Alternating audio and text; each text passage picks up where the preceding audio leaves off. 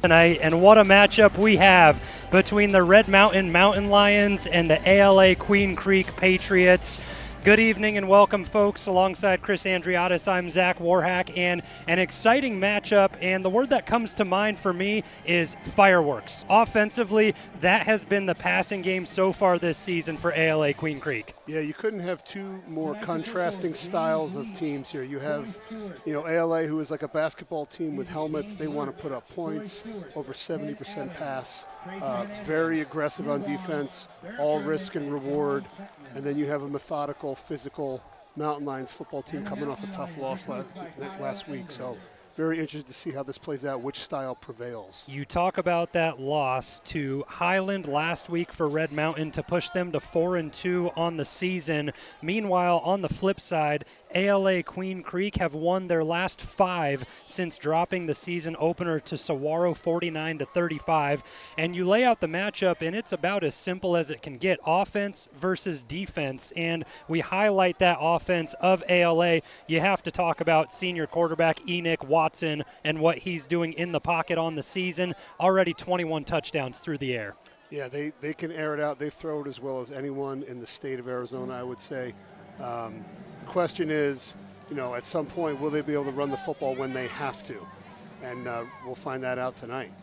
Although it may not be the most prominent, it is efficient, the run game. They're doing things well on that side of things. You look at Brandon Brown, the junior, 2 touchdowns on the year, only 62 carries, so slim numbers there. But on the defensive side for Red Mountain, we will hold off to talk about them for a little bit, but a lot to break down for that squad defensively. But we will get to see their offense first, and it looks like Simon Lopez will lead them out through talking with Coach Kyle Enders prior to the game. So they'll stick with their guy Simon. Opening kickoff goes into the end zone and a touchback, and Red Mountain ready to get rocking and rolling here. Simon Lopez been pretty great throughout the season, not only through the air, but with his legs as well. Only 2 interceptions on the year, 9 touchdowns through the air, and an additional 7 touchdowns rushing, and he'll get his team out to start the game.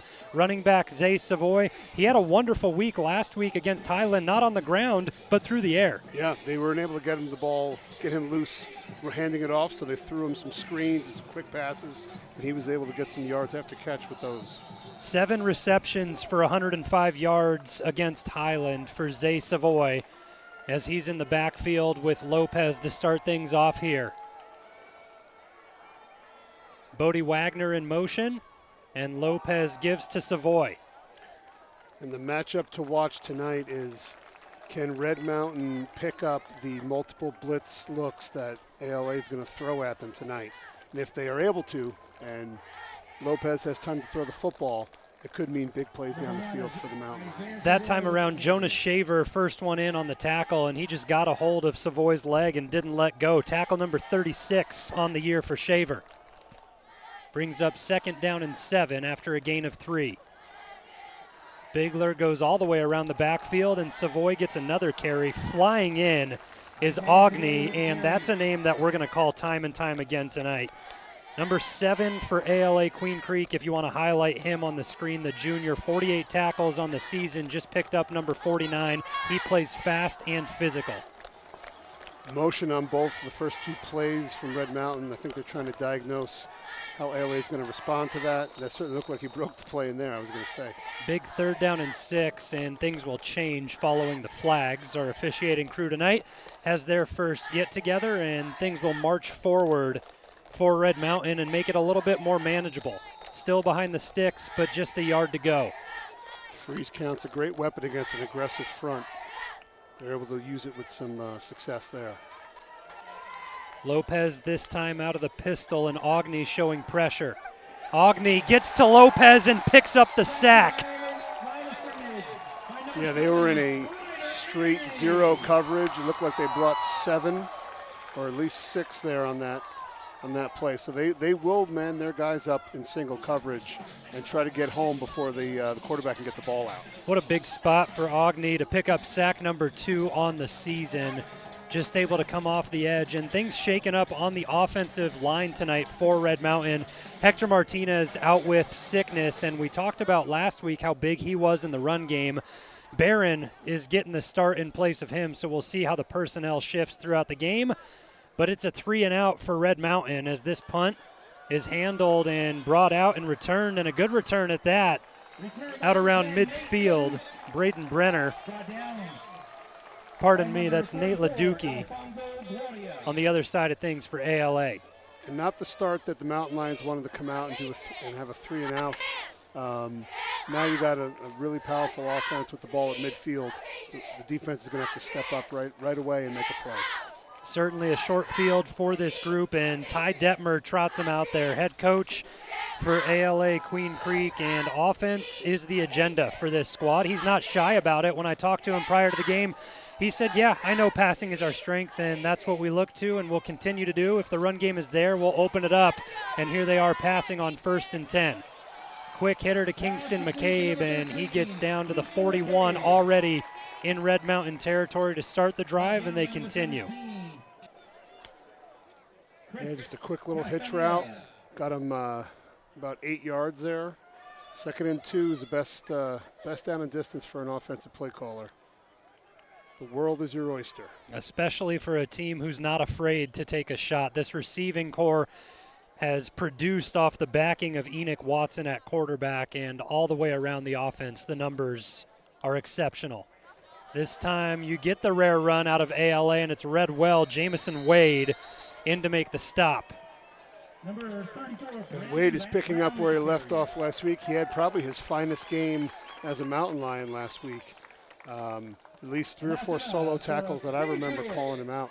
He had a heck of a game last week and picking up where he left off tonight. That's tackle number 42 on the season, but it's not enough to stop the first down as the chains move, and ALA have the ball spotted at the 39 of Red Mountain with 9:05 to go in the first.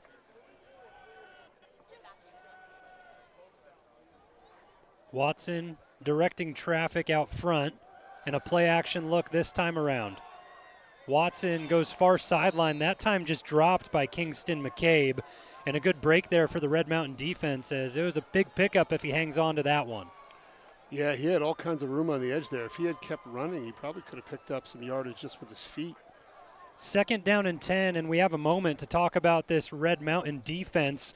The big number out there is 22, Rock Miller, his first game as a Red Mountain Mountain Lion. Last season, 41 tackles, 38 of those solo for Mountain View. So a transfer to Red Mountain, and Kyle Enders wants him to make his presence known early. Nice pickup in the run game this time around by Diego Morales, and it's kind of that 2-back look for ALA between Brandon Brown and Diego Morales. Those two will split carries depending on the situation, and a nice pickup that time around makes it 3rd and short. Yeah, there was some good hard running there. Kept churning his legs, spinning, able to push forward and get very close to the first down there.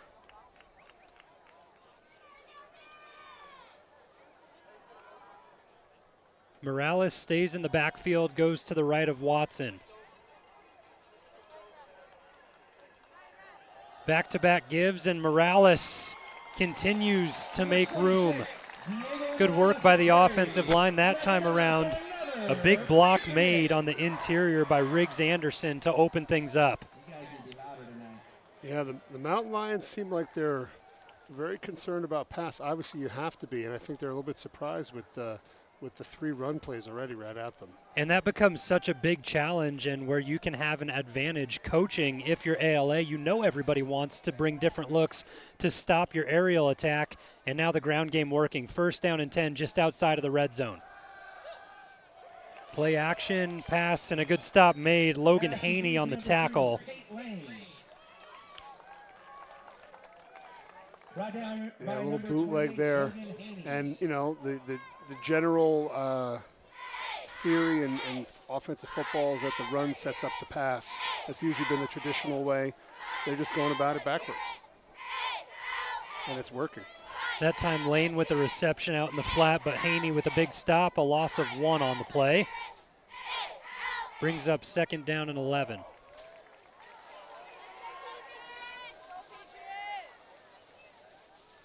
Trips down to the near side of your screen. Morales still in the backfield. He'll be utilized as a blocker this time around.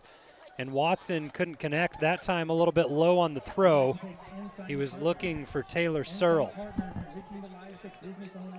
And that looked like one of those situations where you almost tried to feel it in there too much and put it in the perfect spot instead of just laying it out for your guy to go get it. A big situation now for the Red Mountain defense, and the personnel changes with Rockmiller coming in shift things around. Carson Mauter goes to the end, and that's where he'll be playing most of the night, just dependent on a couple of packages. With 6:45 to go, a huge opportunity for Red Mountain to hold their ground. Watson goes over the top. Good, and it brings up 4th down, and the special teams unit heads onto the field for ALA. That's a big stop there for the Mountain Lions. Able to come out and make a play on 3rd down there. Look, he underthrew just a little bit. If he had put some more air under it, it might have been a touchdown, but Haney able to make a play on that. It was a great play. It's hard to tell sometimes which strength will prevail as you have the offense and the aerial attack of ALA and a team that puts up just an abundance of points, 207 scored on the season already, or the defense of Red Mountain that's been stout where they've only allowed 20 a game. This time they sacrificed 3 as it's a 3-0 lead for ALA with 6:42 to go in the first on RMTV. We'll step away.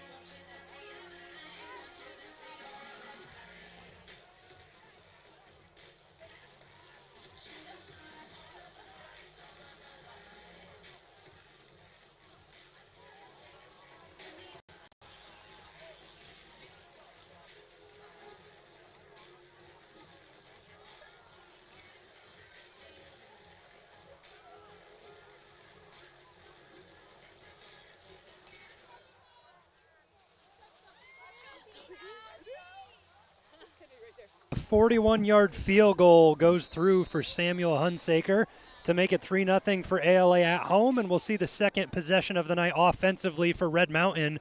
3 and out the first time around, and back-to-back touchbacks on the 2 kickoffs that they've received. They leaned on the run game heavily early on that first drive. You think they look to open things up a little bit more this time around through the air with Lopez or get him out of the pocket? I would imagine you'll see some of that, and I think maybe some different formations and personnel packages also. Just trying to see which look is going to be most effective tonight. Although the highlight is always the offense for ALA, the defense have been not slouching this season. 136 points allowed. They've been in a couple high-scoring bouts, but also hand their own in a 28-0 shutout last week to Mountain Point. Very aggressive defense. They're going to blitz at least 5, 7 there just came. The protection is good for a moment for Lopez, but not long enough. It's the second time he's gone down and been sacked tonight. This time, Aaron Carlson gets it on his own. 99, Aaron Carlson. Yeah, unless you're going full max protection, you're probably going to be down a guy in pass blocking. So I would look to see if Lopez can employ a hot route or get the ball out quicker to kind of neutralize that. I wouldn't be surprised if we see a screen here. A loss of 7 following the sack on first down, and that just puts your backs against the wall offensively. Lopez under center this time around. Fakes the give and looks out of the backfield. Savoy, we talked about how efficient he was in the passing game last week, has enough to make it 3rd down and manageable. That's a great look there. They went play action and then threw the ball back to the back after he had faked the handoff to him. Nice play design there from Coach McDaniel. And a manageable 3rd down here. 6 to go for Red Mountain as the defense shifts around in the secondary and Lopez awaits the pressure that he'll face. Lopez takes a shot, almost intercepted. The opportunity was there for Eli Shaver. It almost looked like he just took his eyes off the ball, but it was a deep shot going the way of Gunnar Moore, and able to get away with one that time around. I feel like they got their wires crossed on that one because usually Gunnar Moore is not one to to not be able to run under those deep throws. And I think he was running a different route than where he threw the ball. It almost looked like it could have been a post for him where he was going towards the middle of the field and Simon was throwing the ball for a go route. Regardless, crisis averted this time for Red Mountain, and Mauder back out to punt for the second time tonight. Just 5:15 left in the first.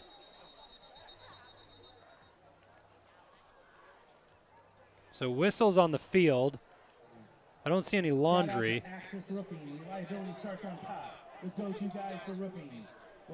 So no flag. The ball remains in the same spot. Just a late substitution, personnel change. I'm not sure what the whistle came in for. It may have been either an equipment thing or perhaps he's bleeding. I don't know.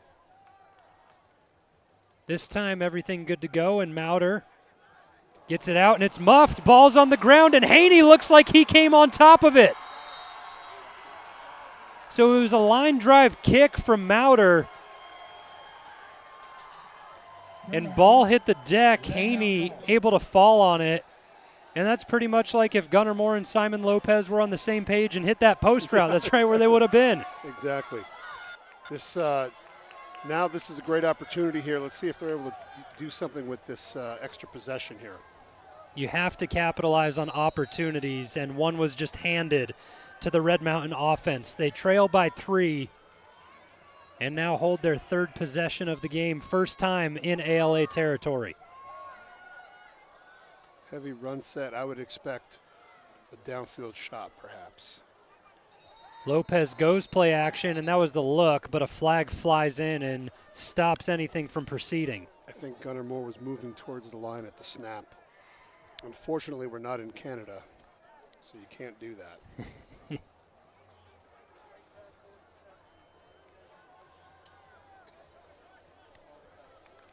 And it does go against the Red Mountain offense to back things up, and a little bit of personnel change following the penalty. Cannon Skidmore checks into the game for the offense of Red Mountain. So not even able to take a snap in ALA territory yet as the false start pushes him back 5, makes it 1st and 15.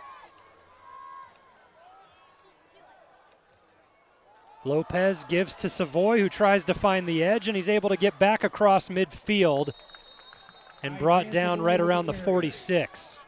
I love what Red Mountain's doing on that last play. They're adding in a tight end and a wing, just a whole bunch of gaps that the defense has to account for. Now you can't just cut loose and send guys. Now you have to play a gap and be gap sound on your defense, or you're going to give up a big hole in the run game. A bit of a chess match between the two, as we've seen stunts and different kind of looks for blitzes come in already for ALA. Now the offense of Red Mountain trying to respond. Lopez flushed out of the pocket this time around and decides to tuck it and run with it and escape out of bounds and gets down to the 41. Simon Lopez with the carry. And he really is the X factor tonight. If he's able to get out in space and create or make plays with his feet, no blitz can really account for that. So he's going to be the X factor as far as if he can get outside the blitz pressures and make throws downfield, that could be the difference. He's been such a threat with his legs on the year. 2 games over 100 yards rushing on the season. A good scramble that time around to make it 3rd down and 3.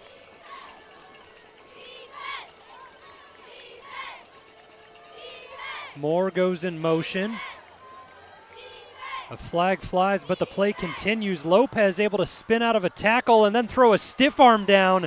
Heavy run by Lopez. He planted Ryder Ogney into the ground. The play wasn't stopped from the flag, so we'll see what the call ends up being. It feels like a holding.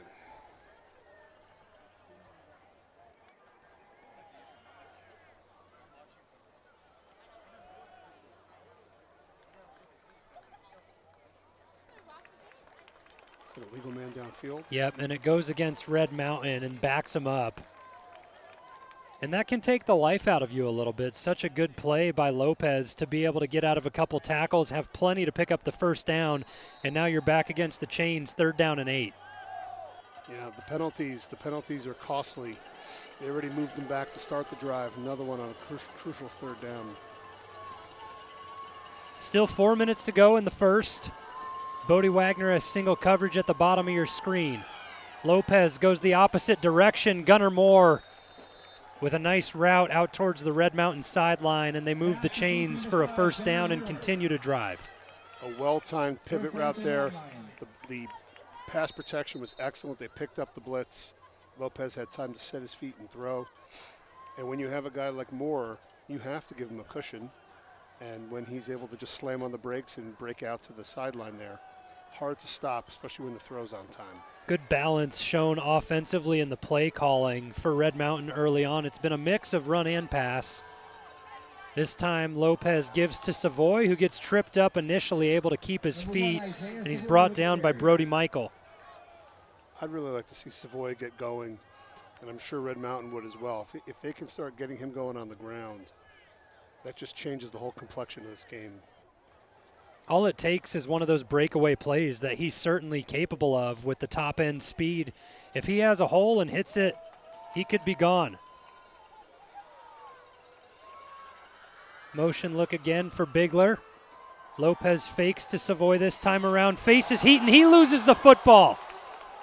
The pressure was brought by Brody Michael. He forced the fumble, and ALA able to recover. They turn it over on the punt, and they get it right back.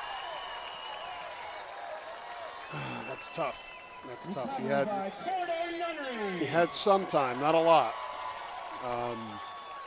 So the challenge is now, do you start throwing some more quick passes if you're Red Mountain so he can get the ball out quickly and beat the blitz with his arm instead of his legs?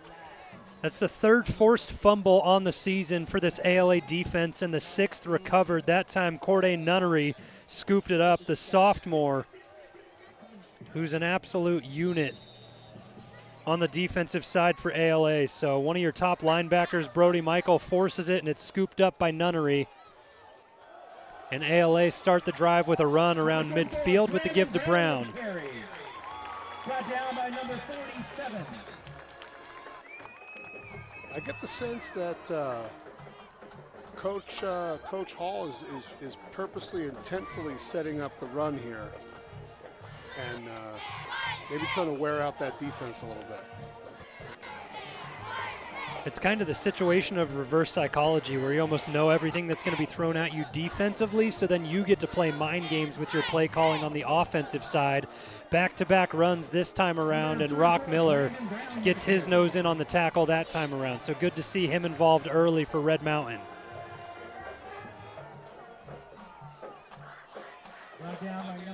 And, you know, looking ahead, any football team, you know, we're about a month away from playoffs. You know, if you're going to make a run deep in the playoffs, you have to be able to run the football. You know, you can't just play basketball on grass for the entire season. In playoff football, you have to be able to run and play defense. ALA showing the balance on this drive. 2 straight runs make it 3. That time, Brown lost his footing in the backfield, and it brings up 4th down and short and decision time for Ty Detmer.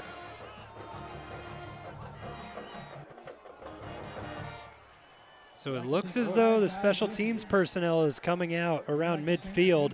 Both defenses have been stout for the most part. I wouldn't have a problem if he trusted in his defense and went for it on 4th down. If you don't get it, Red Mountain just had the ball around midfield and you created a turnover. I think they're looking at how well their defense is playing thus far, and, you know, flipping the field and pinning them might be more beneficial than taking a chance at midfield.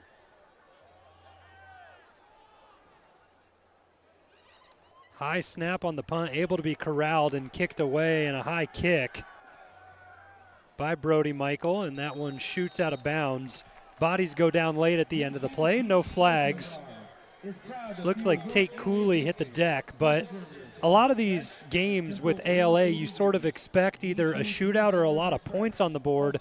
A defensive battle early on, only 44 seconds left in the first quarter, and 3-0 ALA. And I can't help but think that benefits Red Mountain. You know, a methodical defensive slugfest is definitely their type of football. Certainly not something ALA is used to doing. So if they can maintain this, it could be interesting to see how this plays out down the stretch. Red Mountain was in one of those battles last week against Highland, 12-10 at the half, and then things sort of just got away at the end of the game, 25-15 the final in that game. The loss goes to Red Mountain. Heap, someone who was involved a lot in that previous game, against Highland. He had 4 catches on the evening and gets his first of the night here. Yeah, it was a nice job getting him. Again, they seem to always be able to find him in the flat on that little arrow route. Gets him a nice chunk of yards, 2nd and 5 on schedule. Red Mountain don't have to snap the ball with 20 seconds left on the play clock and only 15 on the game. We'll see what kind of a look we get.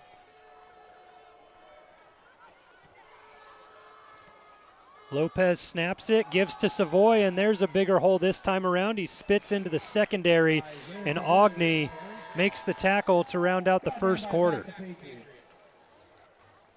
Yeah, 3-0 at the end of 1 is not what I would have expected, but we'll see how this plays out with the Red Mountain offense. See where they go on 3rd and medium here. Both defenses standing strong. Red Mountain looking to put a drive together. The clock hits 12 minutes with the start of the second quarter, a 3-0 lead for ALA, and we'll step away on RMTV.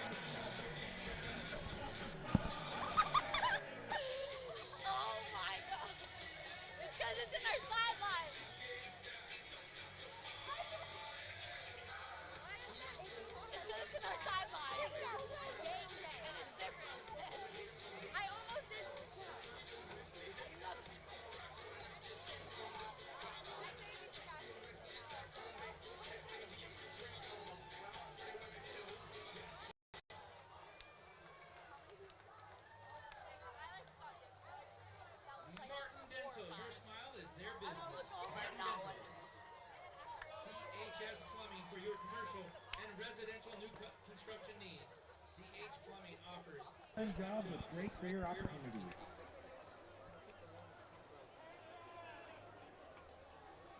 Imagine Technology Group is your one source for any office technology solution you need. ITG takes the worry out of choosing the right technology for your office. Imagine Technology Group. Start of the second quarter, both teams back out onto the field. I think Martinez is in the game. Martinez is in the game. So after being announced sick and like he wouldn't get a lot of time, he's suited up and on the field now on the left side of the line for Red Mountain. Lopez gives to Savoy, and Savoy has a little bit of room to work with and picks up 6 on first down. Isaiah Savoy with the carry. I didn't realize they got a first down on that last You know, one. it was a little confusing because the board had it at 3rd and 3. But it was 1st and 10 from the 34. And that time Savoy gets out to the 40. Red Mountain going up-tempo here. I like it. Lopez rolls out, and he finds Heap on that quick hitter, able to keep his feet out towards the 50. He's brought down by Nate LeDuc. Number 18, Preston Heap. Brought down by number 10, Nate LeDuc. See, yep, they're back on the ball here. I think this is when they're at their best. Just line up and run the next play. Not giving a lot of time for ALA to react, but Red Mountain made substitutions. ALA able to do the same as both teams change personnel. Wagner and Moore at the bottom of your screen, the 2 receivers for Red Mountain. The give is to Savoy. Savoy able to make a couple miss, and Ogney in on the tackle with Carlson. And that's number 6 already on the night for Ryder Ogney. I like Red Mountain coming up and running the stretch play, the outside zone, trying to give Savoy some more lanes outside of the tackle box there. If they keep hammering it, it'll open up. Just got to be patient with it. That's the challenge with the run game. You may not get 10 and 15-yard chunks, but they will come. Skidmore moves to the right side of the formation, and Savoy goes that way. Positive yardage after positive yardage on the runs, and it brings up 3rd and manageable. And this is kind of the look that I expected Red Mountain to come out in. Downhill, run right at you, take away some of that aggression from that blitzing pressure front, and put them on their heels a little bit. I think this is just what the doctor ordered. On top of that, if you're able to successfully run the ball, pick up first down, put points on the board, you're keeping that ALA offense off of the field, not allowing them to damage you. Exactly. You limit their possessions by possessing the ball. It's a great job so far. Talon Lamb in the game now and gets the give, and Lamb able to pick up the first down, and Lamb has just been a go-to factor of this offense, able to do whatever Red Mountain needs him to do. He has been a guy that's really been, like you said, catching the ball to the backfield, runs between the tackles, and he had some big games early in the year for the Mountain Lions. Enough to move the chains again that time around as we go under 10 minutes in the first half, as Lopez looks at the defense and then back to the sideline with 10 seconds left on the play clock. I love the use of the freeze count here. Makes them show what stunt they're going to be in. Official timeout on the field, it looks like. That's interesting. Yeah, not something you typically see when the play clock's going down. Maybe perhaps the clock was too fast.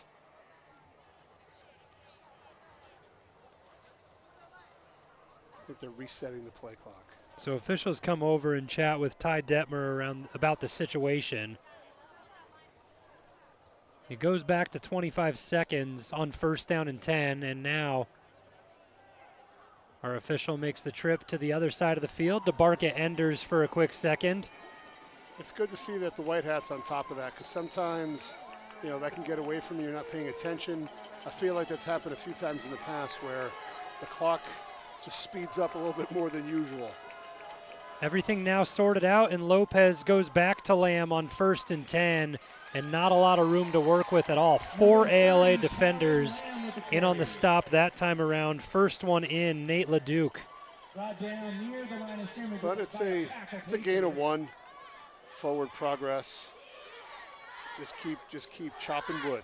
Yeah, it's hard to end up going forward if you're telling Lamb when it's your one body against their 4. Yeah, not an enviable position to be in for sure. Savoy back in the game, and ALA shows that pressure, and you see, like you've been calling out all night, the freeze count come again from Lopez. Lopez looking to go through the air tonight and brought down again. 3rd sack of the evening. Corday Nunnery picks up his 1st of the night and 3rd of the season. Yeah, it just seems like they're getting more guys into the pressure than they can block. So that would dictate that you either have to throw your hot, short, quick route just to get the ball out in space, or you have to start moving the pocket and run some more sprint out or boot, where you can avoid some of the pressure on the edge. More in motion on 3rd down and long. Lopez feeling pressure again, able to stay in the pocket for a little bit longer and escapes and gets back close to the original line of scrimmage. And a flag flies in late. So Lopez may have been out of bounds when the tackle occurred. We'll have to wait and see. Very hard to tell from our angle on the far sideline. Usually, especially in a high school game, player safety, a guy's obviously making his way to get out of bounds. You got to protect that player. So they call the personal foul. That's a gift right there, because that would have been a 4th down and about 8. It's 2 big breaks on the evening already for Red Mountain. The first time around, they gave it right back after recovering the muffed punt. And the sack fumble came through with the recovery by Nunnery. And now they get the personal foul at the end of the run on the 3rd down and have an opportunity just outside of the red zone. Savoy able to pick up a few, and he's been picking up those 4, 5, 6-yard gains time and time again, and the run game starts to get going for Red Mountain. And this is the situation where they were unable to capitalize last week, and they had to come away with a lot of field goals against Highland. They have to punch these into the end zone and get a touchdown.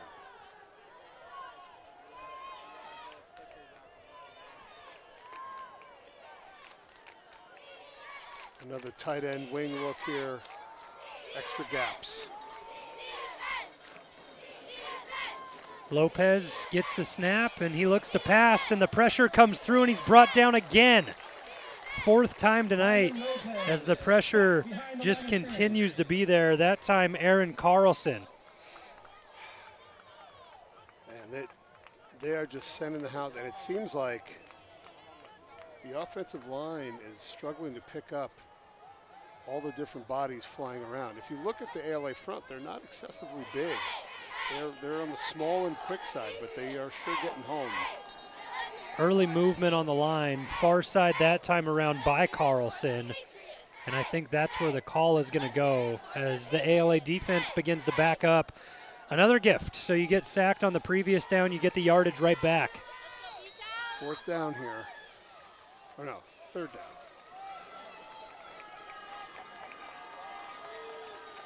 Went from 3rd and 9 to 3rd and 4. Awful lot of bodies in the tackle box right now, Zach. Lopez fakes the give and tosses it out. A big gain for a 1st down that time for the 3rd down conversion by Cannon Skidmore. It's a great job. Get the yardage you need. The right play in that situation. Move the chains. Now you're inside the 15.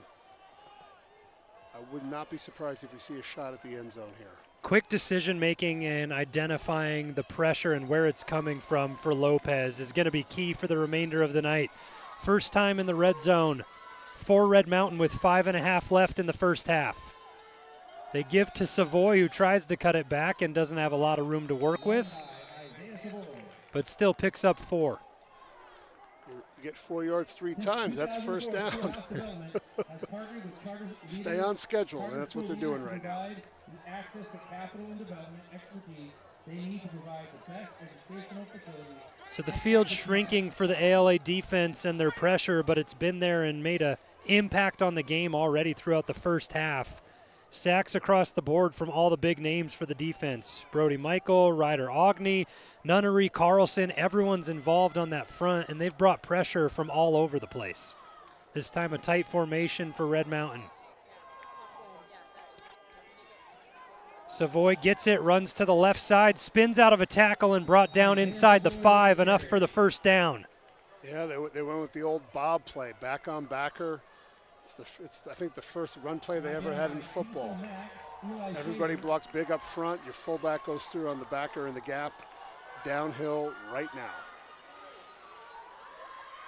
Lopez back to Savoy, the left side, walks into the end zone.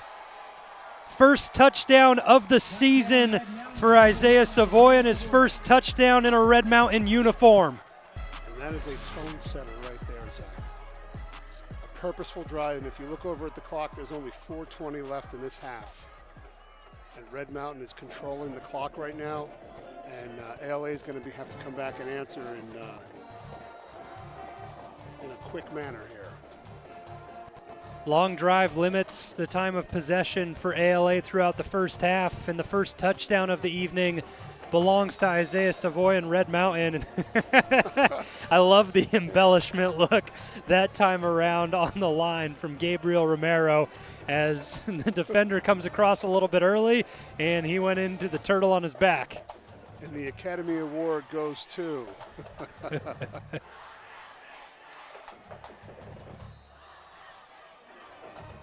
Always a good time to see the guys out there having fun when the competition is going and the juices are flowing. Everyone a little bit eager and excited, but a change of pace that time around as Red Mountain waits to see what they want to do with the penalty and where it's going to come from. Looks like they decline it. Oh, and I'll give the extra point a go. that's interesting.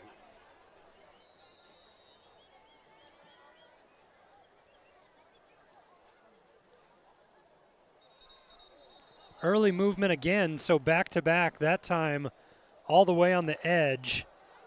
Eli Shaver came across and crossed the plane.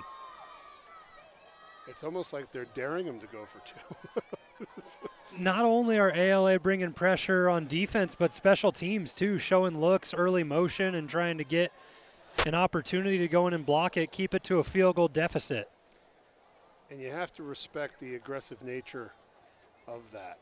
You know, just we go forward at all times, but you got to be under control. Red Mountain declined this one as well. Good snap, good hold, and Kai Evans missed an extra point a week ago against Highland. This time perfect, 7-3. Red Mountain on top with 4:20 left in the first half on RMTV. We'll step away and return with the drive from ALA.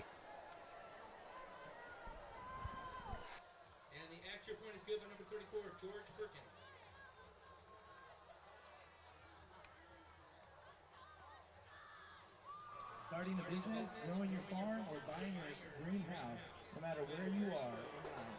With First International Bank and Trust, you'll be ready to say yes. From your first home mortgage to retirement planning to business loans, insurance, and everything in between. Learn more at FIBT.com. Red Mountain able to capitalize on the opportunities given to them that time around on the drive. A big touchdown from Isaiah Savoy to get in for his first one in a Red Mountain uniform, and now Kai Evans set to kick it away to ALA.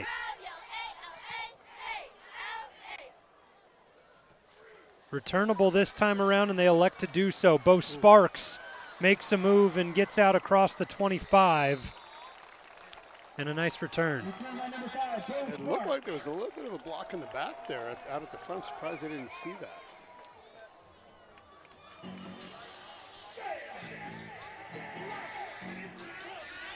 Now it comes down to the opportunity to respond for Enoch Watson and company.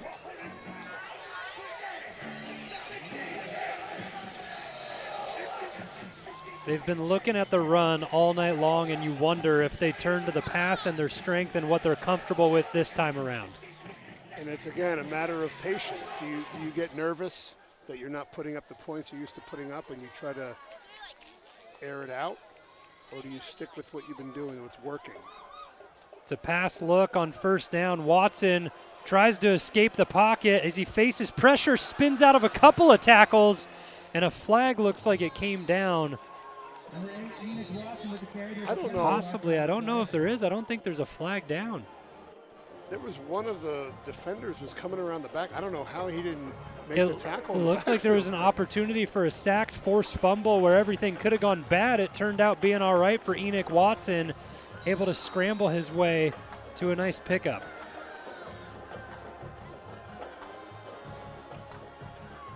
Defensive line so challenging that you have to redirect and turn on a dime and go in a completely opposite direction, full speed. Have to have some agility to play that position for sure. Second down and 2 for ALA. They hand off this time, and Morales fights forward out to the 40 and has enough to pick up the first down. Brought down by Jacob Redwing.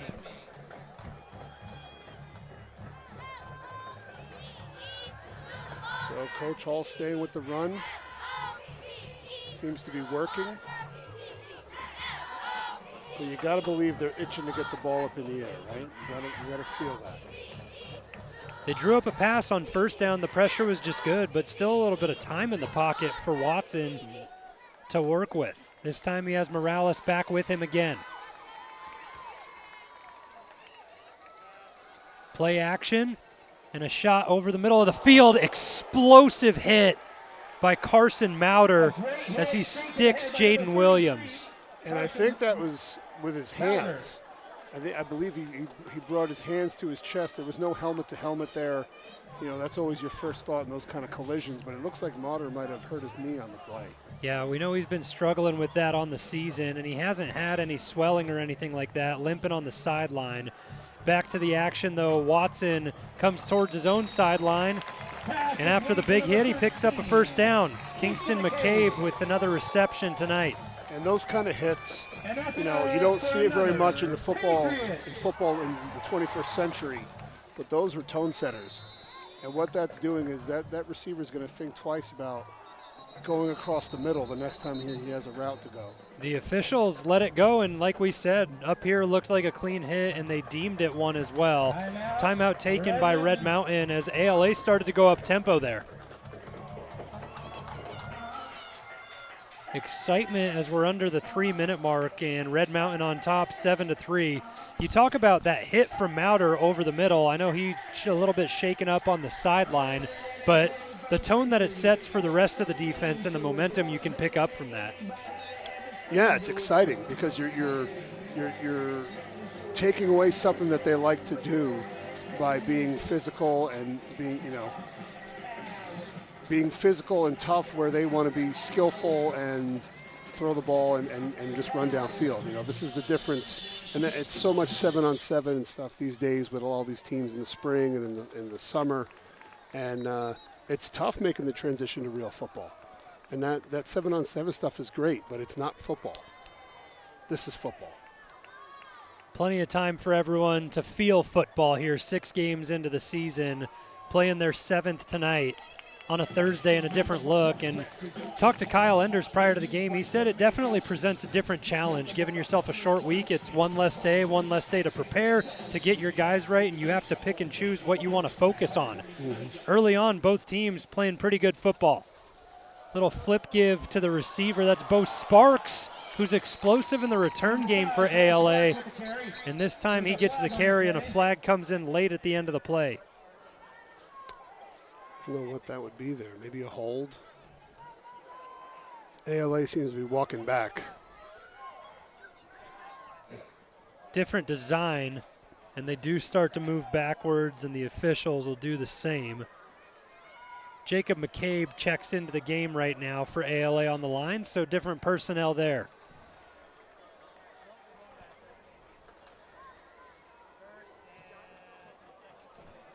About 2:42 left in the half here.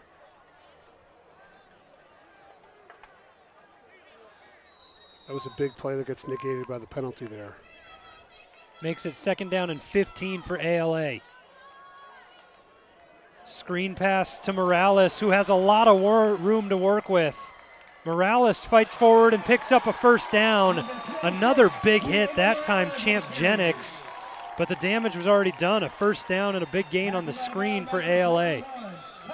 And I noticed the refs are really hesitant to call those holding penalties, and it's fine. They're letting the boys play. But it seems like those defensive linemen were hindered quite a bit getting off on those blocks there. You see a lot of the big hits coming from the side of Red Mountain, and that plays testament to the size of ALA, who we talk about aren't the biggest team.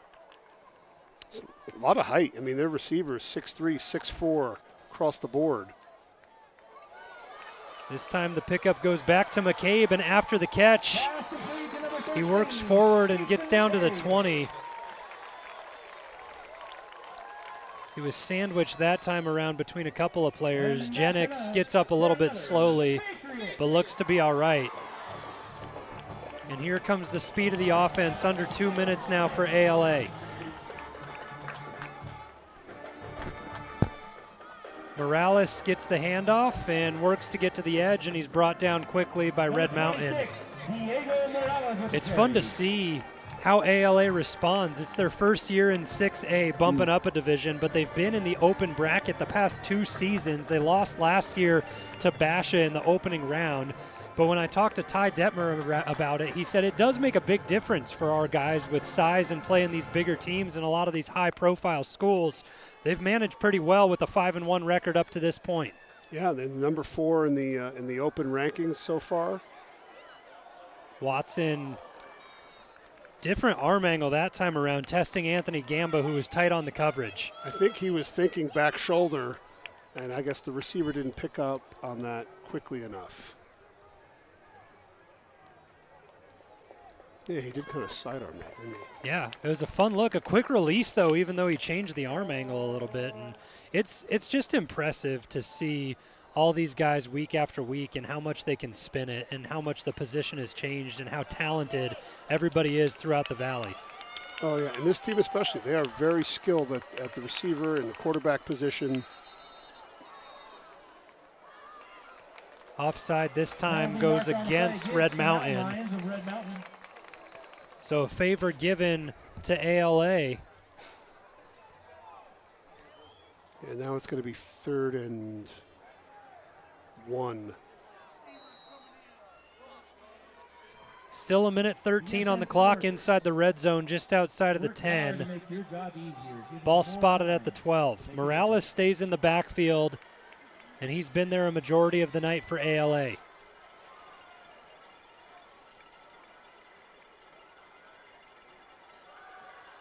Watson looking that time for Searle, unable to connect. And now that brings up 4th down. And I have to say, thus far, the Red Mountain pass coverage has been outstanding. Even the passes they have completed, the DB has been right on the guy, and it's just been a very well-thrown ball by the quarterback. So 4th and 2, and the offense stays on the field for ALA. Critical play here. Crowd starting to make some noise, and a timeout taken by Red Mountain. Their second of the half, and why not? Only 1 minute and 10 left. You want to make sure you have all your ducks in a row. Absolutely. Something we see almost every week, a critical 4th down situation. Coach Ennis will take that timeout to make sure they have the right call on. And, as we talked about before, the mind game. If you're Max Hall, do you come out and run that same play you're going to call, or do you have to go to your second choice? It's fun to see the battle not only on the field but between the coaches. And you talk about Max Hall, offensive coordinator, able to create some different looks for his team. This time a big drive, and those chunk plays that we hadn't really seen early on, they got one in the screen game from Diego Morales, which has helped get them to this point. Yep, they're doing some things differently. And, games like this, in the big picture, this just makes you a better football team for both squads. Facing a stout defense like Red Mountain's, and Red Mountain facing a high-powered offense like ALA's. Strength on strength. This is also a big game for ALA. It's their first conference game of the season. They've had such a stout schedule throughout the first 6 games that they're ending their year with all those conference matchups, and Red Mountain first stop on the list. Handoff, and it looks like Morales has enough. Number 26, Diego Morales. Some good tough running there from Morales. For another Patriot. So the run game continues to succeed and move the chains for ALA, but now the chains drop. Inside the 10 with 53 seconds to go, and the clock is running. Watson goes back to Morales, and a swarm of Red Mountain defenders get in that time to keep him at the line of scrimmage. ALA is going to take the timeout here to preserve time. Good decision, and it gives you the opportunity when you have the timeouts in the pocket to be able to make those run calls inside the 10 zone when oftentimes, you see teams, especially like ALA, look to the pass, take a shot at the end zone to manage the clock with either a touchdown or an incompletion. Mm-hmm. Not afraid to run the ball that time with the timeout.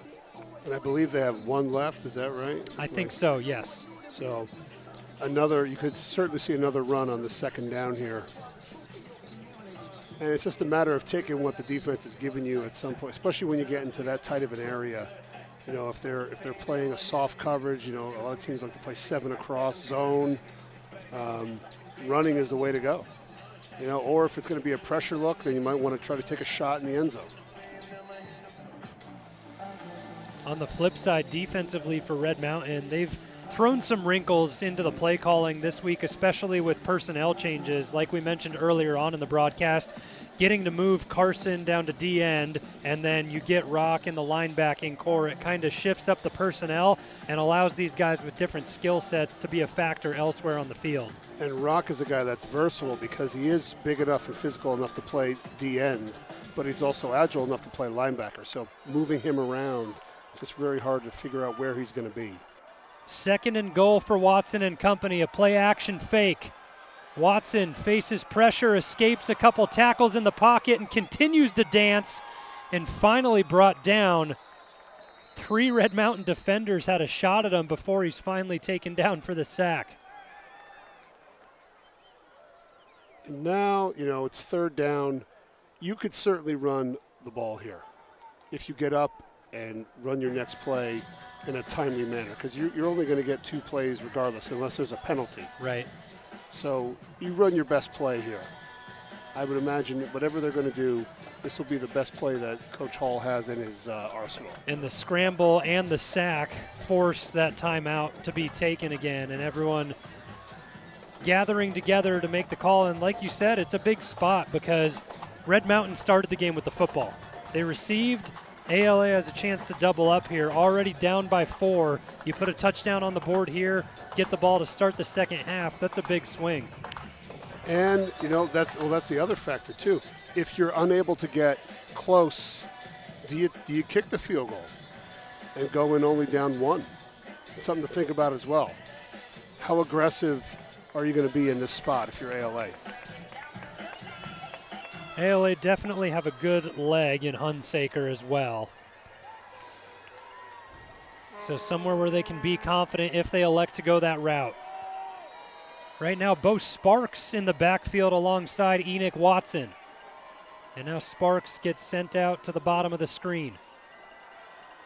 Watson looking left, rolling left, one-on-one, able to break the tackle from Mauter. And he's brought down out of bounds, so that's huge because it stops the clock, and he's able to pick up a little bit of yardage to make it a little bit more manageable.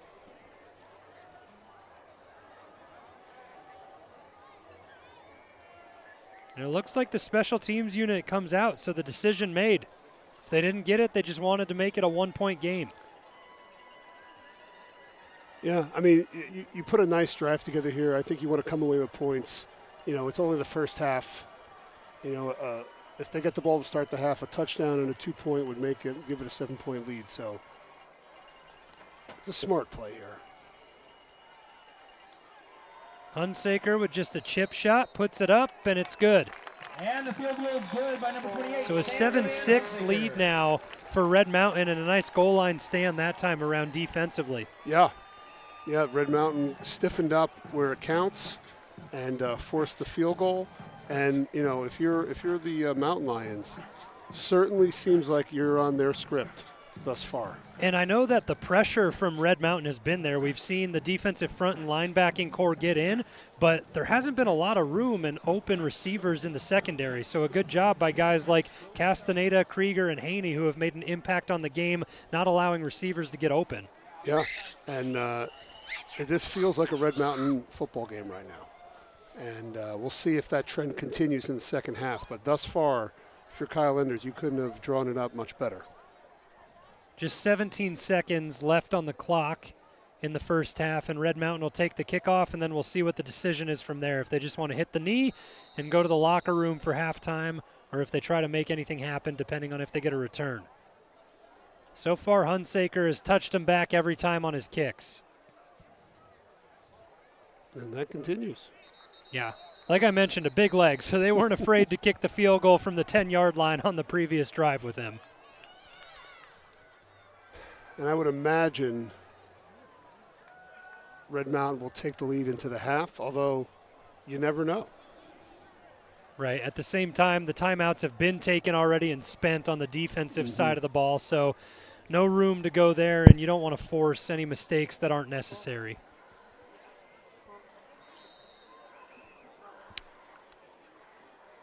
Oh, they're lined up to run a play.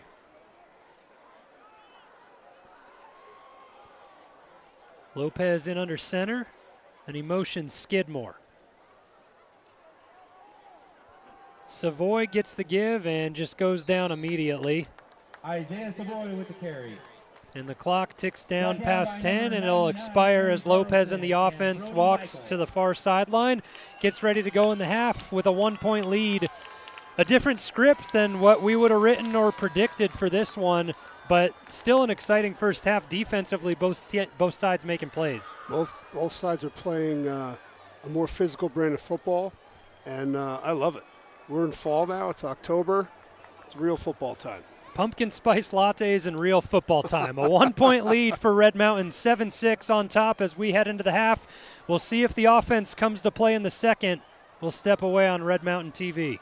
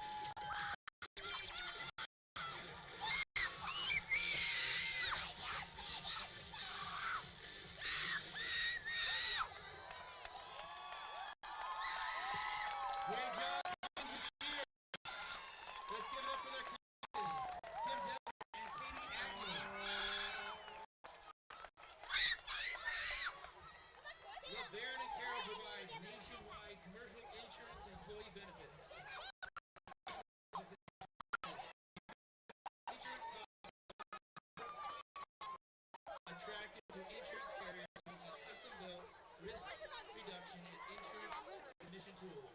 For over 60 years, LeBaron and Carroll has been a trusted partner for thousands of businesses across the United States. Clients navigate the I saw you on Pliables today. possible rates while maximizing Oh. LeBaron and Carroll maintains exceptional ratings for all national insurance carriers in order to provide clients with superior coverage options. The company fosters a culture that values relationships above all else and sets high standards for Heidi. community involvement and charitable giving. LeBaron and Carroll. Oh wait, never mind. Guys, hey Palm, we're gonna go give the basket to Red Mountain. We'll be right back. We gotta go give the basket. Hey Grace. We gotta go do the basket, then she'll come back. Oh, good. We'll be right back. I made some of that one, but not all of it. Ryan made some of that one. Mainly me and Ryan made it. Hey. Are you dreaming about a Did new it look good? custom home? Okay. EA Custom Homes has been building a high-end Oh, that's custom good. homes Yeah, in the Valley for over it's 20 it's years. fun with cheer With too. hands-on Like, service, I think it's honesty, fun. and attention All right, I gotta go. to Bye. detail unmatched in the industry.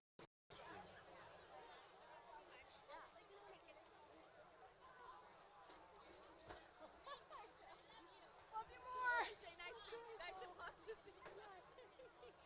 Built Bar is truly a standout among protein bars with its exceptional nutritional profile and so many delicious flavors.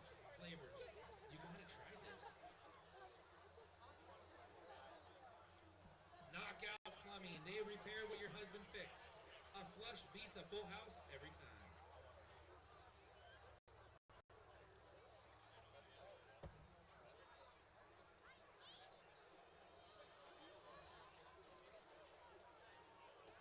S&H Steel, forging the future with strength and precision. Rainbow International, your restoration company.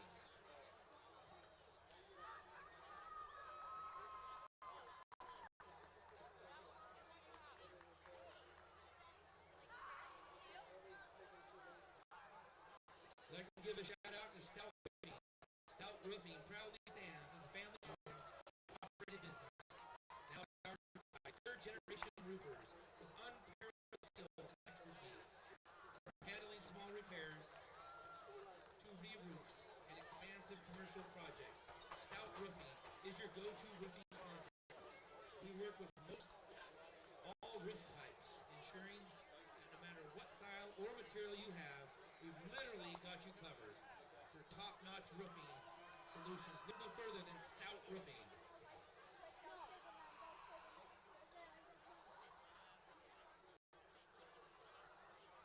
Warrior Home. Quit stalling and start installing. Elevate your house to the home of your dreams, one space at a time with Warrior Home Company.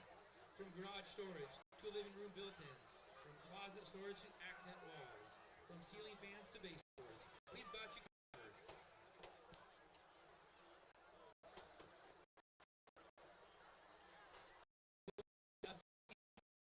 Get to the root of the problem.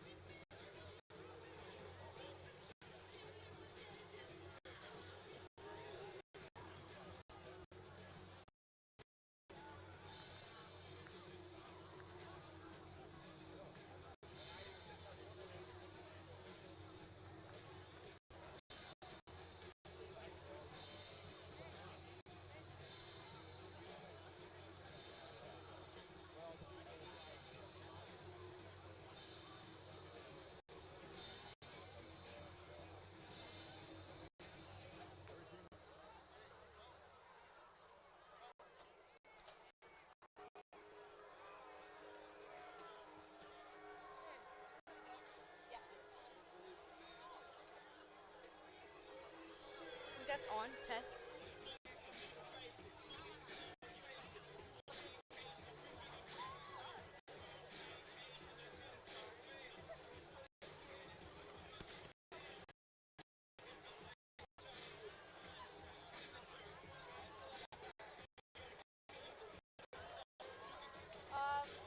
Oh my God, hi! Hello. I love you.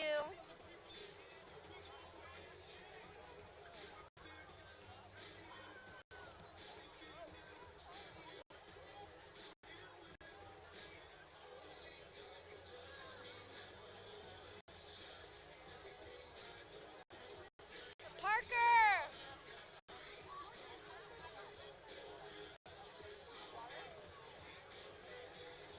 I have water. I have water.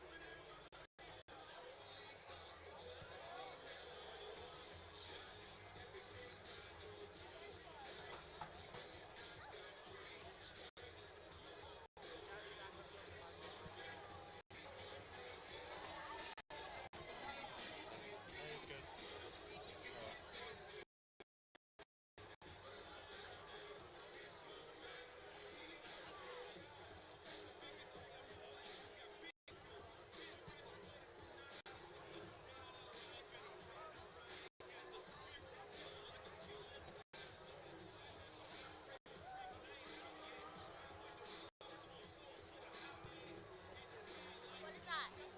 Gum? I can't have it. Thanks. Patriot fans, we want to ask you guys to keep fellow Patriot football player in your thoughts and prayers right now. He has a significant injury from last night's JV game. If you guys could just remember Lame Q. He has a significant injury. Yeah, just thoughts and prayers go our way to Lame Q. Oh yeah. He's striking. I said that.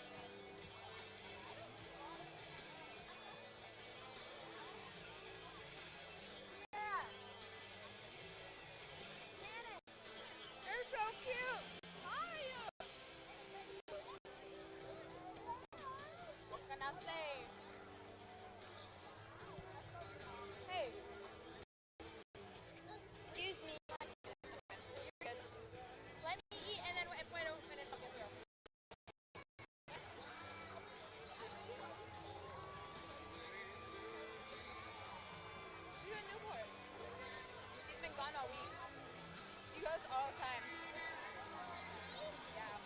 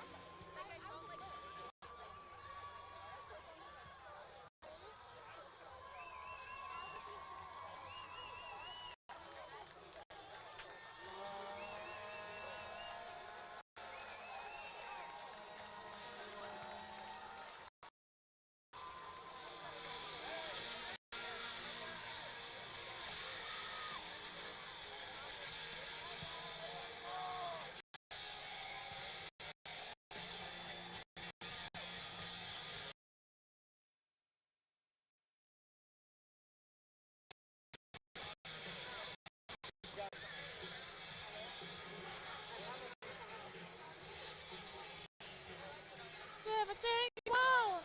Are you bleeding?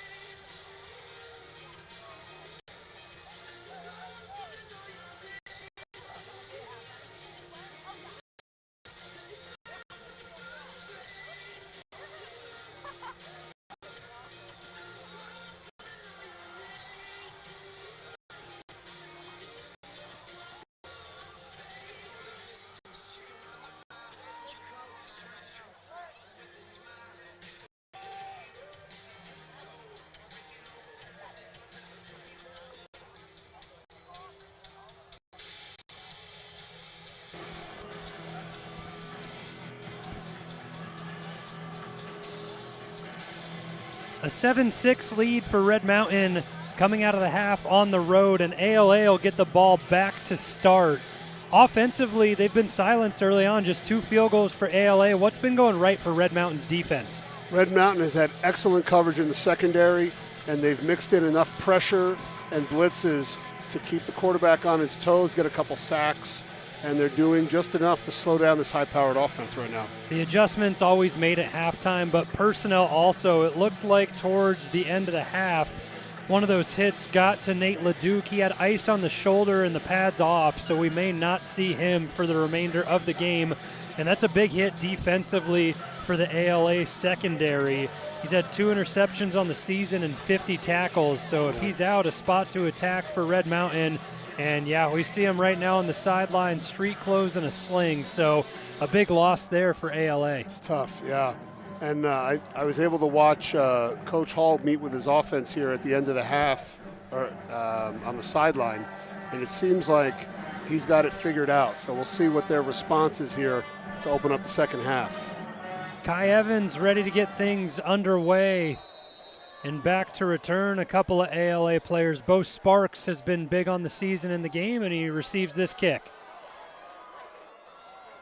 Sparks looking for a lane and finds one, a big return out across the 30 and spotted at the 32. Brought down by number 6, James Krieger. So nothing like a little bit of excitement in the special teams game to give yourself good field position and start the drive. Yeah, it was definitely like 7 out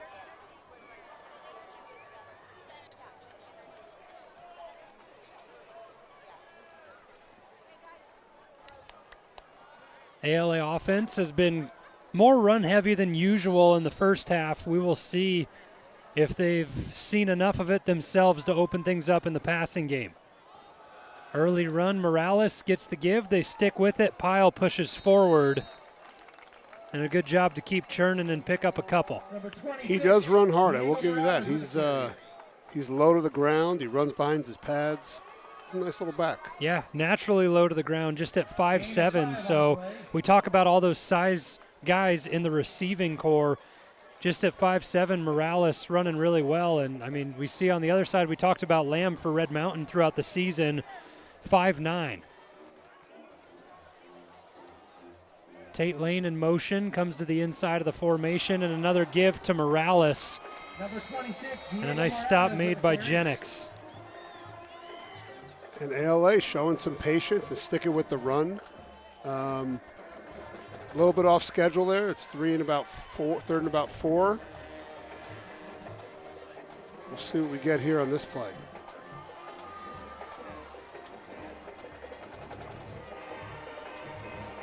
Watson looking to get things going in the offense moving. Gives the hard count and pressure shown early by Red Mountain as they have to back off.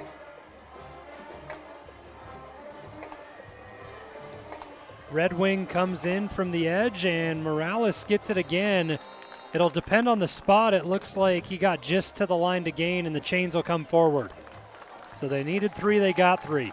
Diego Morales with the carry, and that's enough for another. Yeah, just enough. Looks like they flopped the run play there. They flipped it, and we were able to pick up the first down there.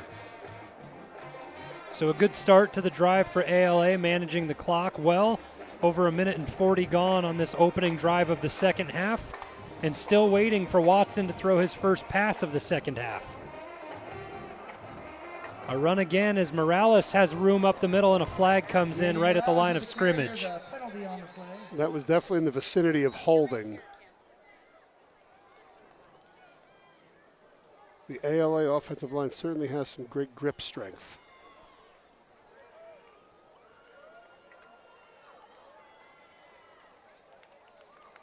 Face mask against Red Mountain is the call on the penalty. So interesting to see where that occurred, whether if it was up front with one of those linemen is where the flag was thrown to. So hard to tell and see who it's on. But a big penalty to improve the field position of Red Mountain ALA, as they're now across midfield at the 36 of Red Mountain.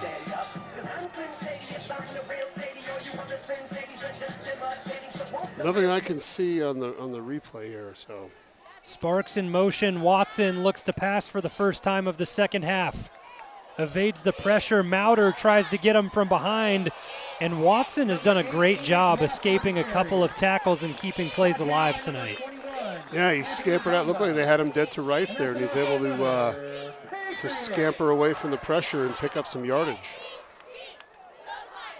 A big opening drive for ALA, coming off of the field goal to end the first half, receiving the ball and just outside of the red zone already with 9:15 left in the third.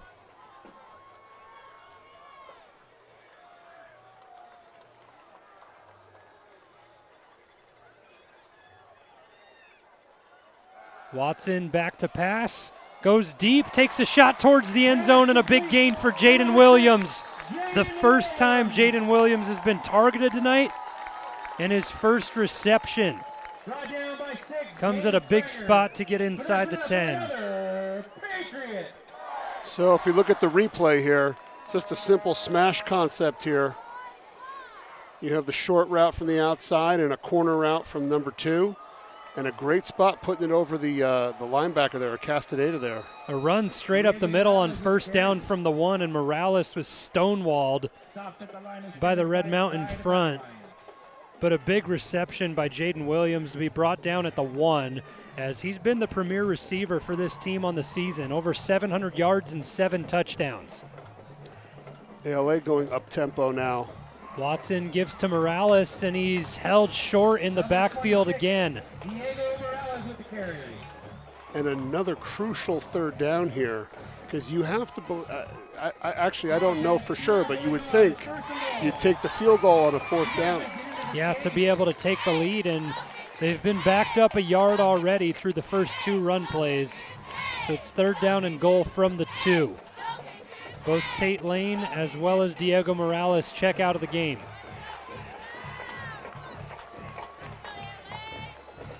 Empty. Watson sends everyone out, and the designed quarterback run is there, and he gets in for the touchdown. You almost could see that from a mile away, and Enoch Watson gets in on a good play called up by Max Hall for his 3rd rushing touchdown of the season.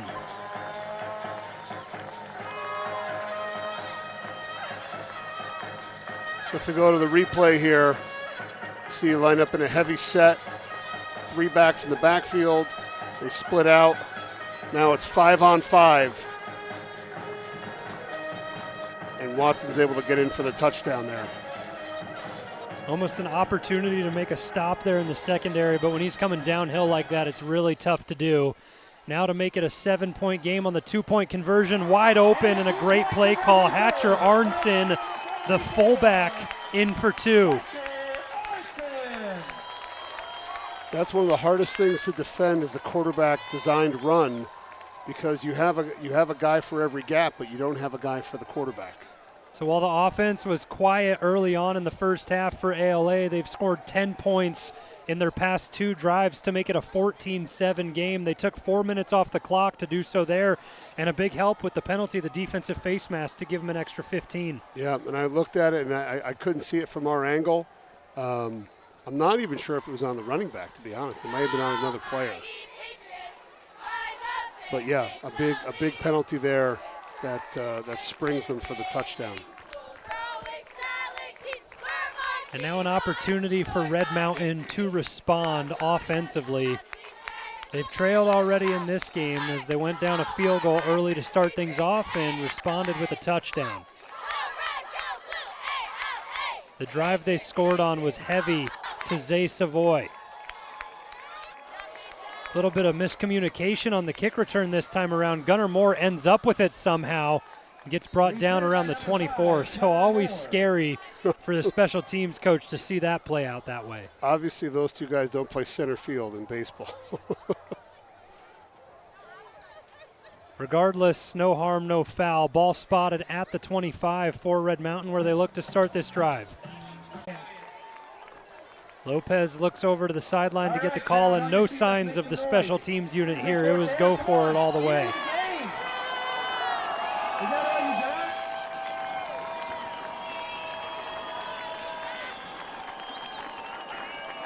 Short yardage has been successful for the run game so far tonight for Red Mountain.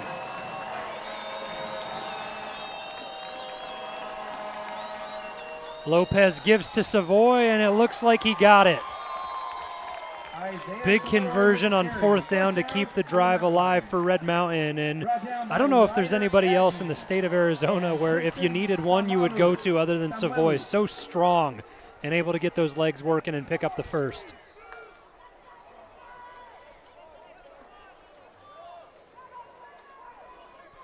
And if you look at the replay here, just throwing bodies at the point of attack. You have what they call the sniffer back right behind the guard, fullback, and then tailback.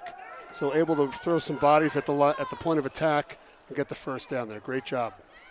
Ensuing play, Red Mountain stick with the run, and Savoy able to break a couple tackles and get free. And there's those chunk plays that he's able to give you, a gain of 9 on 1st down there. Yeah, that's a great play right there, and he just glides. Once he gets going to full speed, he looks almost effortless when he's running. So getting him loose could be the X factor in the second half. Ground and pound from the pistol all the way to start this drive. Now Lopez out of the gun, maybe an opportunity to take a shot. Play action, he stays on the ground with the keeper and picks up the first, brought down by Shaver. Brought down by number 1, Jonah Shaver. And you gotta love the methodical nature of this drive.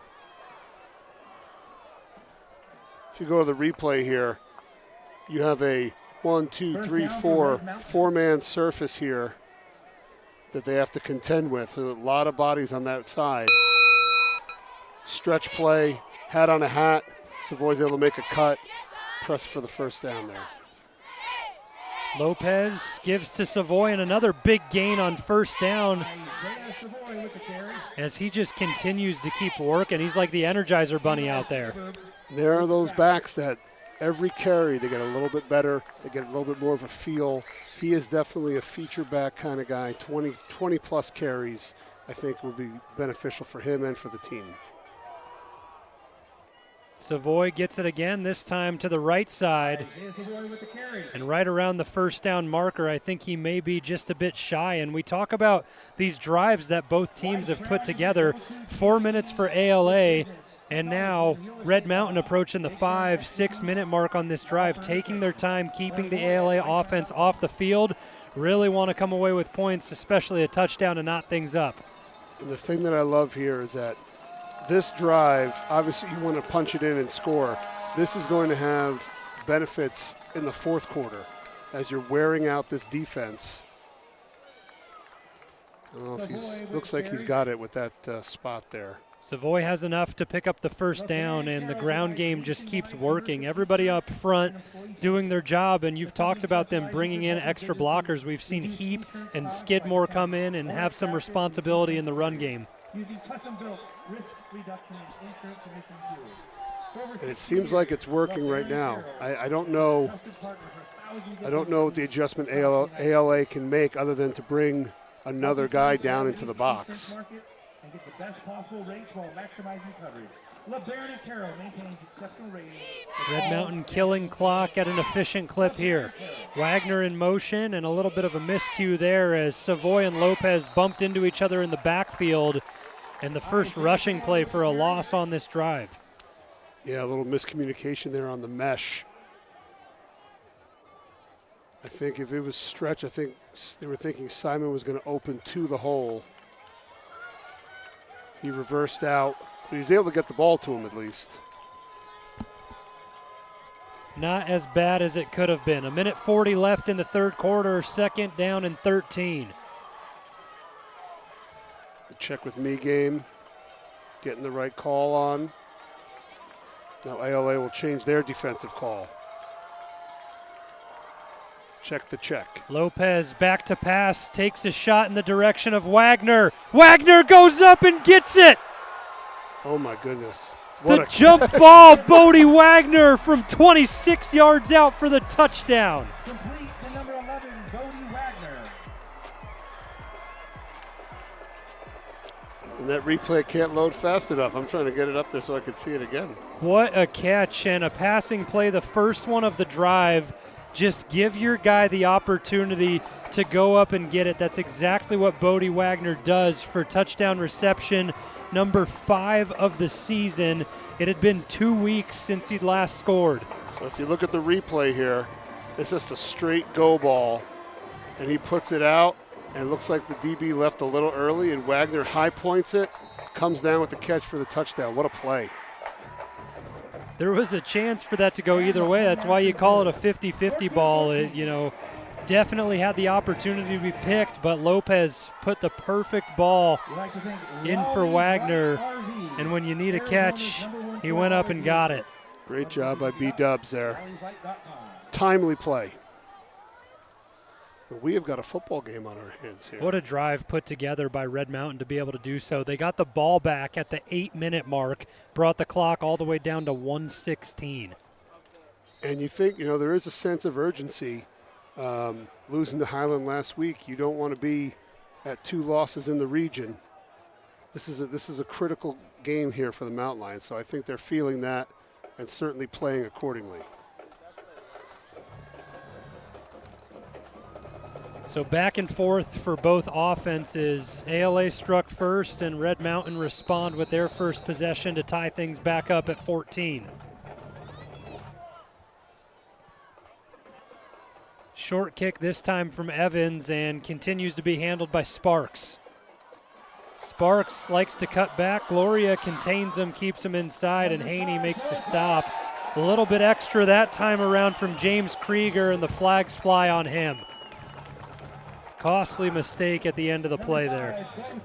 That's something that you just cannot do in a game like this.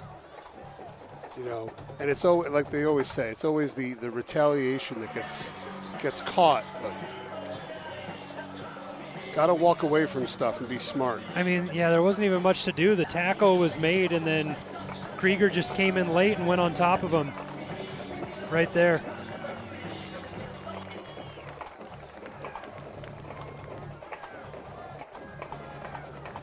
So Sparks has been good in the return game regardless, but an extra 15 this time around, and ALA already have it out at the 44. Going empty here. Could it be another quarterback run? Nope. So Brown comes back into the backfield, and Watson goes that way with the give. Full head of steam and out to the 50 for Brown.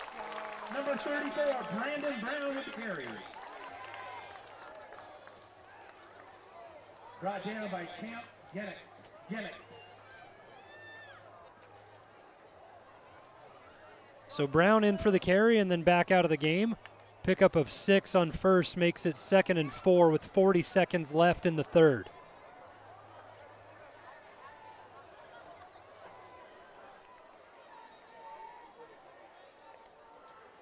Low snap for Watson. And he looks to escape the pocket. Jamison Wade there to meet him and pick up a sack.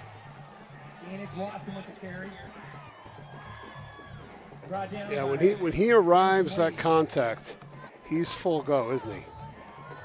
Always is, has been, and will be, and still has time to work with this Red Mountain team, only a sophomore. That was a great job wrapping up the quarterback, making sure he did not get back to the line of scrimmage there. That brings us to the end of the third, and we're all knotted up at 14. A photo finish for these two teams upcoming. We'll step away and be back with the fourth on RMTV.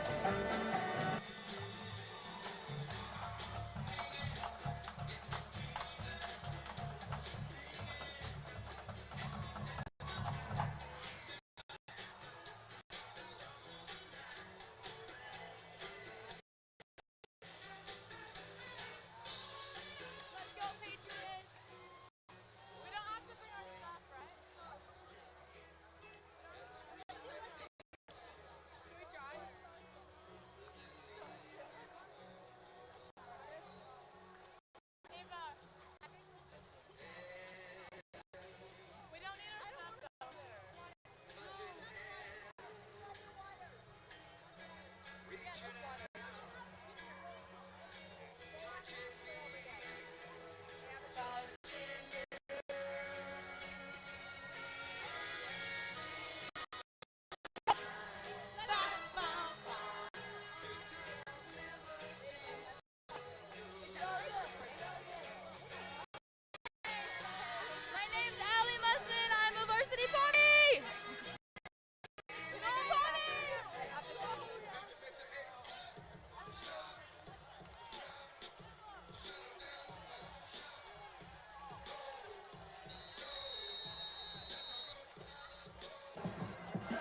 Both teams answering one another, and personnel still coming out onto the field for Red Mountain, so the teams go back to their sidelines momentarily. Kind of an interesting look there, a pump fake to start the fourth quarter. Again, I think Coach Enders wanted to make sure he had the look. Talked about it with his guys. You know, it was another empty look. You know, making sure they have the quarterback accounted for in the run game. A big spot right around here at midfield as well, because we saw the previous drive, Red Mountain went for it on 4th and 1, able to convert. And at this point in the game, do you want to give Red Mountain a short field if you don't pick up this 3rd down conversion if you're ALA, or do you put the trust in your defense, punt it away, and try and pin them back? I think it depends on how this play goes. And while we're talking, I'm just trying to decipher what exactly is the Patriots hat all about? Is he wearing a bird? Is it a Johnny Appleseed hat? Is it a cowboy hat? I don't know. Out at midfield, the logo, almost like The logo. like a beret look as well. Yeah, I can't figure it out.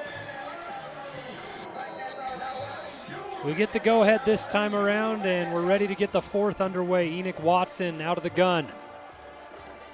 Jennings comes in with pressure, and Watson faced the pressure and just overthrew Surrell. And that could have been close on a roughing the passer.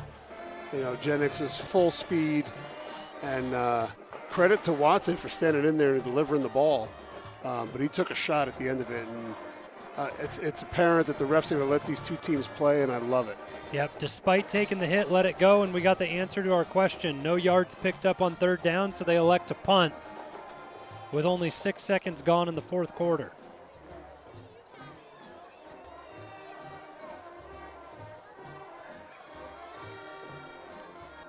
They just switched their upbacks. Whistle to slow things down as a flag comes in on the back end. It looks like they moved early. They're going to push ALA back 5.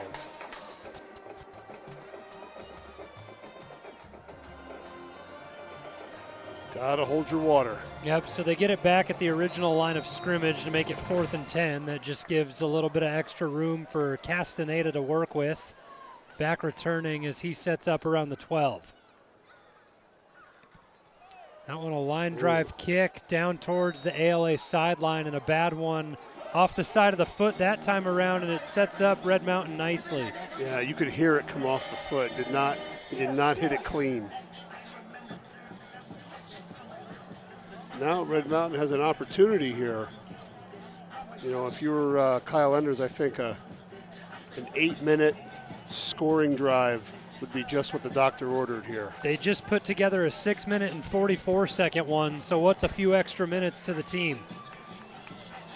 I would imagine you'll see another heavy dose of the run game and Zay Savoy coming at you. Yeah, the adjustment was definitely made at halftime for Red Mountain to just stick with the run game regardless of what's going on, but it's been successful. Savoy gets it up the left side, and he cuts out. And another big pickup of 8 on 1st down for Zay Savoy. I think they'll take every 8 yards every time. He just keeps working and going. And like I talked about early on in the first half, every time Red Mountain went to throw, it was almost like we were calling a sack. There were 4 on the night early on in the game from all the star players in the linebacking core and on the line for ALA. And now the run defense is getting gouged by Zay Savoy.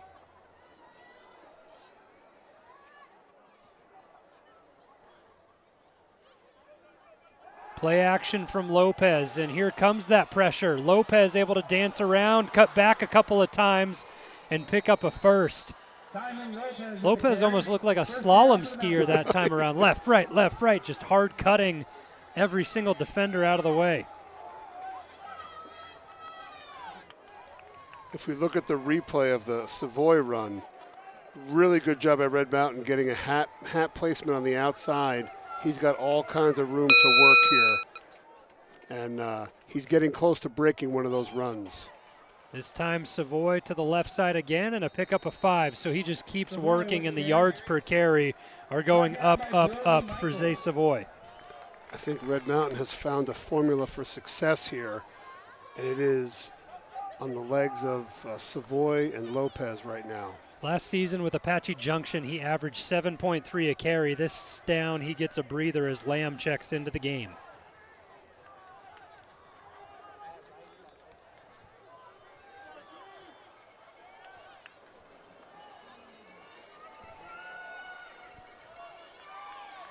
Lopez gives to Lamb, and Lamb met pretty quickly that time around at the line. Not much movement, and the stop made by Gambasu.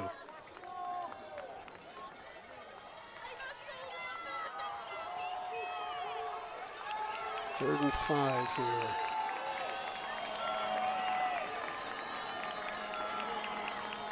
Crowd getting into it now for ALA.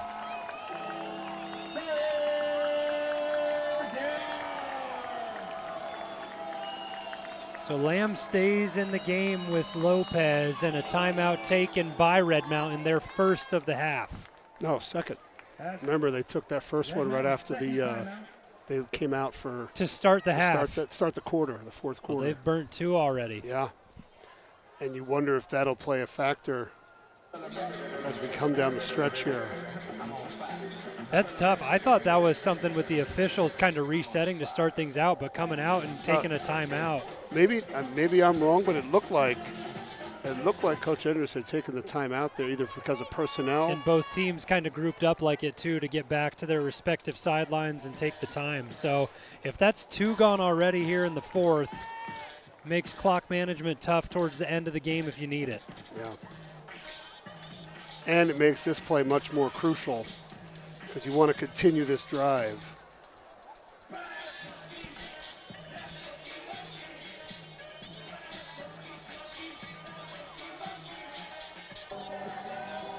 It's good to see Gabe Romero back in at right tackle. You know, he's been working his way back into game shape. You know, he was out with that elbow injury for over almost 2 months. It's great to have him back in the lineup. 3rd and 5, Lopez keeps it to the left side. No room to work with as Ogni makes the stop. And a big response from the ALA defense. They were all over that one, and it looks like Coach Enders is going to punt the ball here. So teams trade possessions, and not a lot of clock has escaped the fourth quarter. Still 9:25 remaining as Mauter goes back to punt.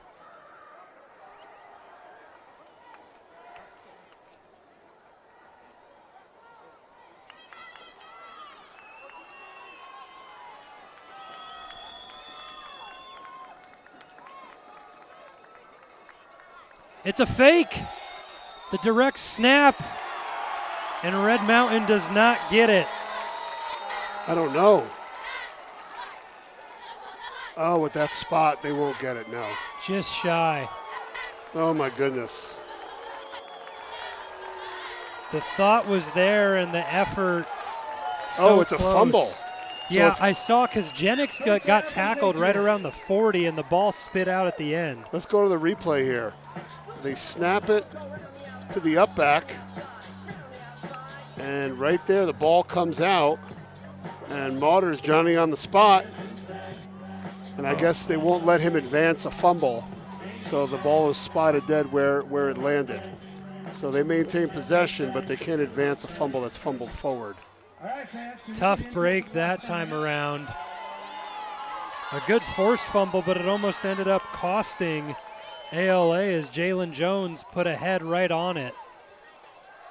Morales has the give on first down and almost tackled by his own lineman. That was the fullback, Hatcher Arnson, who ran into Morales to slow him down. There's quite a mass of humanity there in the middle.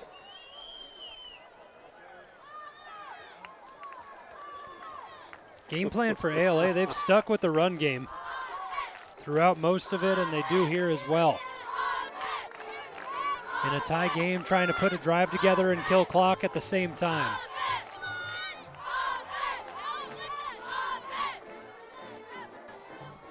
Blake Cortez at the bottom of your screen checked into receiver, first time tonight. And a good run that time by Morales, brought down by Haney in the secondary. Brought down by number 28, Logan Haney. Third down and 1 for your Patriots.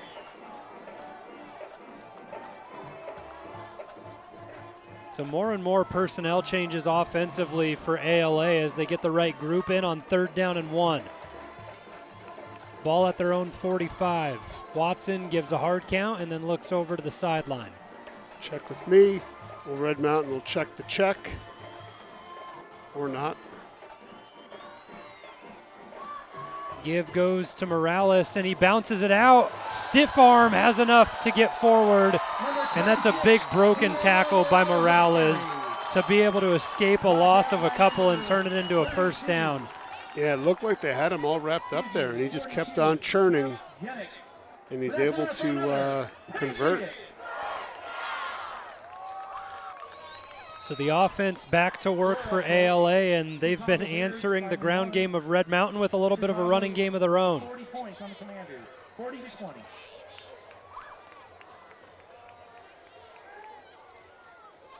Barron moves on the defensive line, and an ankle brings Morales down, and a little bit of extra pushing and shoving. Jennings walks away, and as does Riggs Anderson.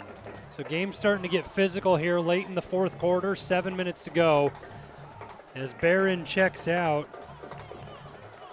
and Jackson Griffin comes in. He's another player for Red Mountain who they didn't expect to be cleared and get back, and they got him. Yeah, and he's a big addition too. Big physical athlete, really excellent pass rusher. So getting him back bodes well for the Mountain Lions. Down in the 4-point stance that time around. Flag flies and a quick throw out to Sorrell, and has enough to pick up the first down pending the flag. Another little sidearm knuckler there. Looks like it's coming back. Yeah, and Watson has been doing that a lot. He likes to adjust the arm angles, move it around, and that's one of the ones where it's those quick passes out to the receiver where you're trying to avoid it getting batted down or something. And if defenders are predicting something over the top, you throw it around them.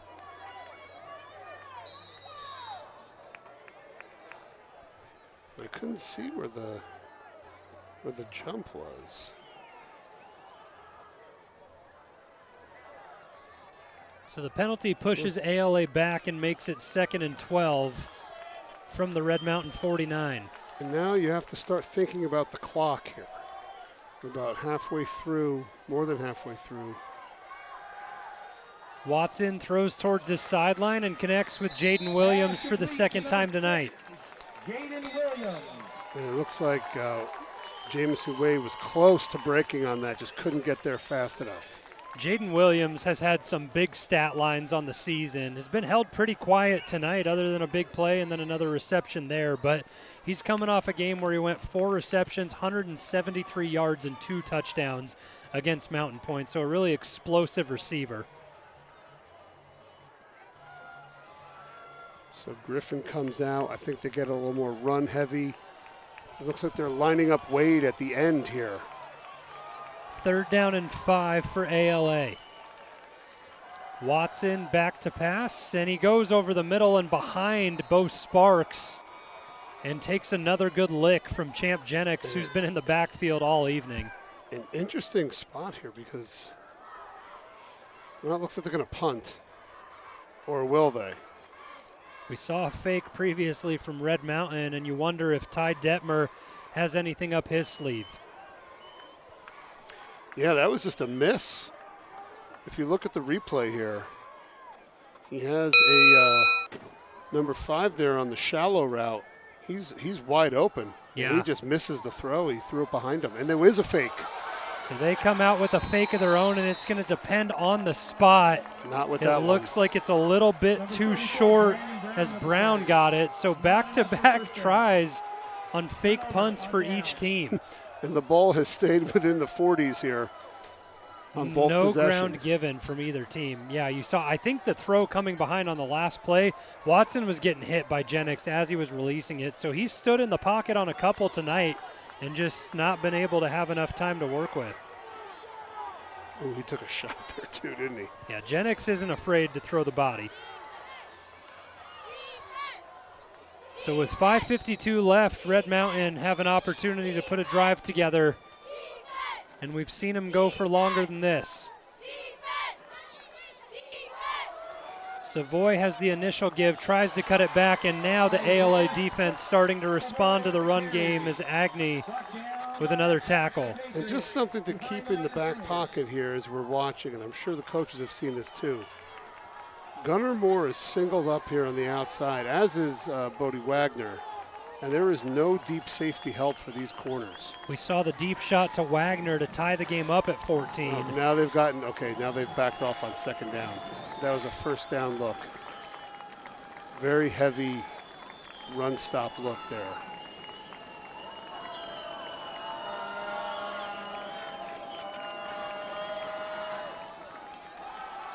Lopez gets it out, and Skidmore able to pick up a couple, and a nice tackle made by Brody Michael.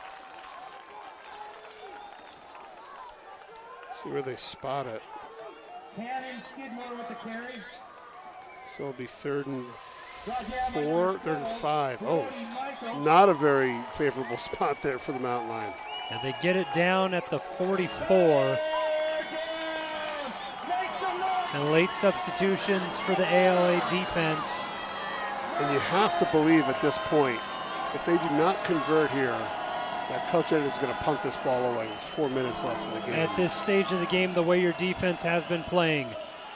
Savoy gets the carry, and it looks like he's going to be a yard shy. And that makes things a little bit more interesting because he's been the guy who can get you a yard time and time again. Well, it looks like Red Mountain is going to, they're going to take control of this. And you know what? You got to love that. If you can't get 1 yard, then maybe you don't deserve to win this football game. Gut check time with 4 minutes to go in the fourth, all knotted up at 14. As Red Mountain showing the look to go from their own 48.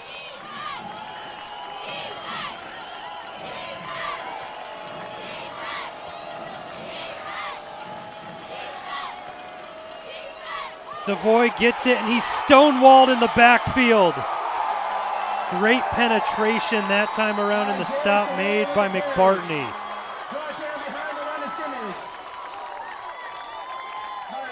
That was interesting. I want to pull that up. What do you think about a sneak there? The way the defensive line was set up, it looked like no one was pressing, and it looked like Lopez could have just taken it over a guard and gotten it. I don't know how this guy got through. Pull up the replay.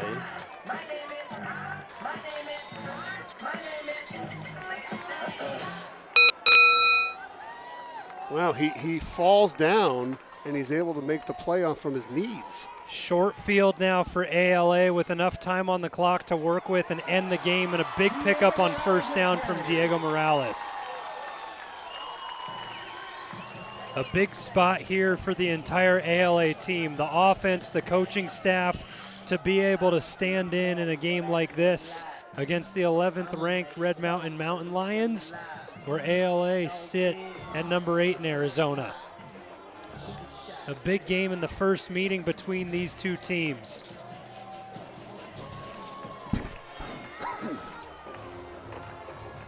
Second down and 3, and a pistol look for Enoch Watson.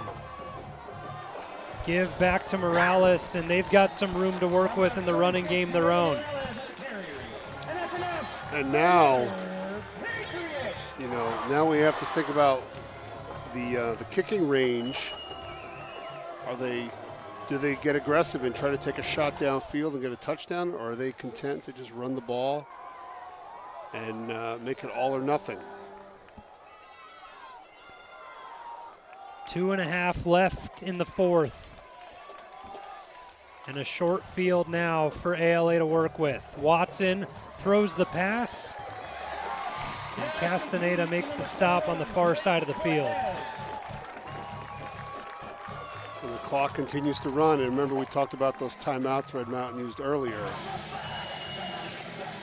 Only one left now, and you probably want to save that for your offense if you can. And good clock management here by Ty Detmer, not to rush anything, keep everything slow, kill the clock, and a lot of experience in the game of football. A 1990 Heisman winner, and now coaching here at ALA, looking for a big win over Red Mountain. So the passing game comes to life now for ALA, and Williams picks up a first down into the red zone. I was a sophomore in high school in 1990. I wasn't born yet. I was negative 6 years old still. We got less than 2 minutes, guys. Let's support our boys. Come on. Up tempo now for ALA. And flags fly, and the final timeout taken here by Red Mountain with 1:34 to go. Just tough closing games out, and we saw the same thing last week against Highland where they had a handle at the half and then things just kind of went the other way, and then here just a tough spot and great penetration by the ALA defense when Red Mountain went forward on 4th down. They get the ball with a short field and have already worked it inside the 20.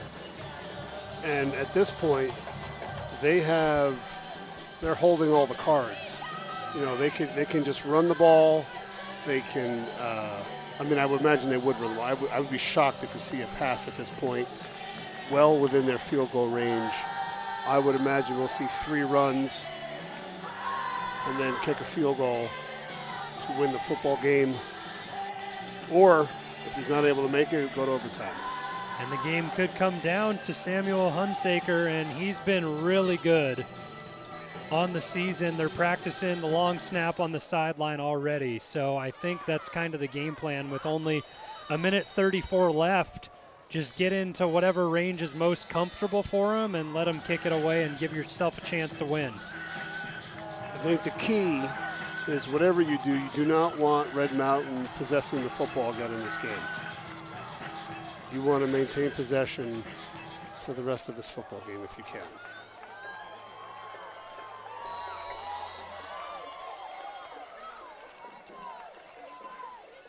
Watson gives to Morales an initial contact in the backfield. Wade finally brings him down, but Mauder was there for the first hit.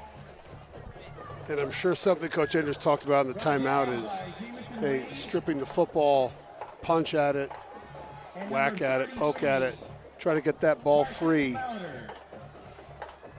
You know, as the seconds tick away here. Good penetration that time for Mauder to be able to create a loss and just back the field goal attempt up as much as you can.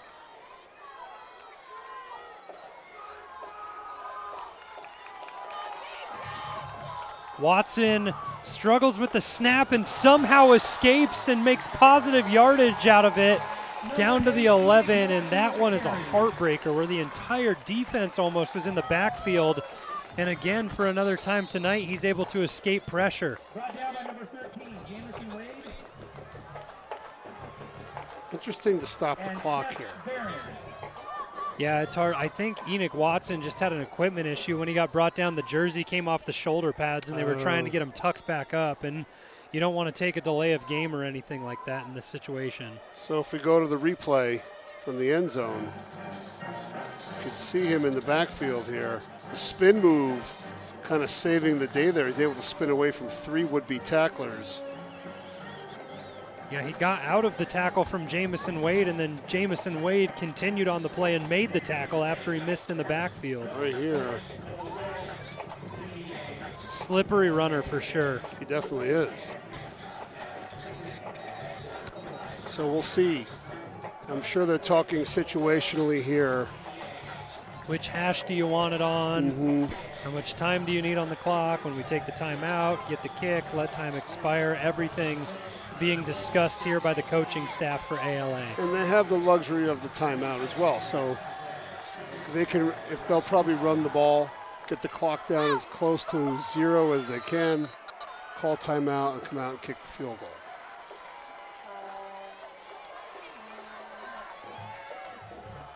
Morales gets it, goes straight up the middle, and slowed down and brought down by the Red Mountain defense for a gain of 1 at the 10. So I think Coach Detmer just signaled I want it at 3 seconds. So the game will rely on a kick. What a pressure situation, and it's one that kickers, you know you're going to find yourself in it eventually, and can you rise to the occasion if you're Samuel Hunsaker? And again, and then you have, you know, you're going to obviously try to block this kick. You know, do you sell out for it and try to, you know, there's always a chance of roughing the kicker. That would give them another play because you can't end the game on a defensive penalty. Right, the roughing the kicker or jumping a little bit early and just scooching it closer and closer if you do that. But the timeout taken with just 1 second left on the clock. And now everything's being discussed between the special teams units. Where you have the old Patriots, Bill Belichick, the Polish goal line where they put 12 or 13 guys out there, which would be better than the Notre Dame Irish goal line where they had only 10 from 2 weeks ago. What an exciting game we've had and a more low-scoring bout. We talk about the aerial attack of ALA, not a single touchdown through the air for them tonight, only 1 touchdown, and it was on the ground from Enoch Watson.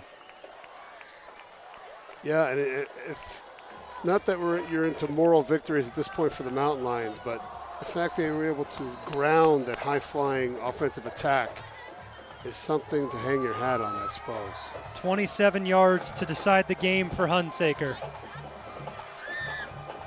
Good snap, good hold, and the kick is through, and Hunsaker walks it off. That's a tough way to lose football game. Good kick by that young man, but that was a hard-fought physical football game. ALA did everything they needed to. They make the stop on 4th down around midfield, get the ball down far enough on a drive to set yourself up for success in the special teams game.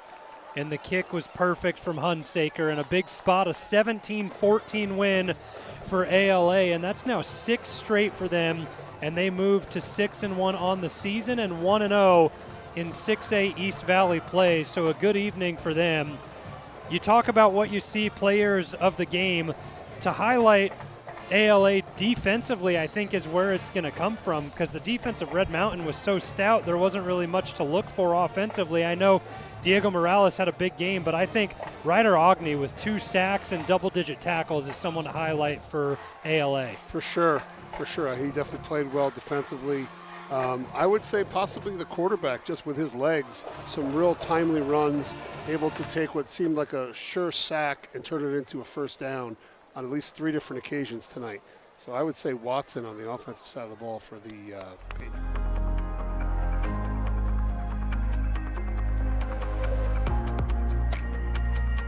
Pressing the run game for Red Mountain all night long. And, you know, and there's so many positives to take away from this for both teams. Obviously, ALA gets the win, but they were able to play a brand of football that they haven't had to play so far this year. And I think that bodes well for runs in the playoffs. And Red Mountain has faced 2 very good football teams in back-to-back weeks and, you know, has come up short. But again, getting healthier, Savoy continuing to improve and continuing to get more touches and seem like get better runs each and every time he touches the football. Things are still looking up, I think, for the Mountain Lions. The number 8 team in the state of Arizona, ALA Queen Creek, squeaks out a victory, 17-14 final. Looking forward to next week. Red Mountain get to come back home as they take on Queen Creek. So an exciting matchup there. And then home stretch of the season, Hamilton on the road and then Mountain View at home. So it's all about regrouping. 4-3 record right now and still times and playoff pushes to be made. Absolutely. Now we're getting into the crunch time part of the season. And I'm really excited to see how this is going to play out down the stretch. A Thursday night game concludes 17-14, the final. ALA squeak out the victory for Chris Andriotis. I'm Zach Warhack. Thanks, everyone, for tuning in, and we'll see you next week at home against Queen Creek.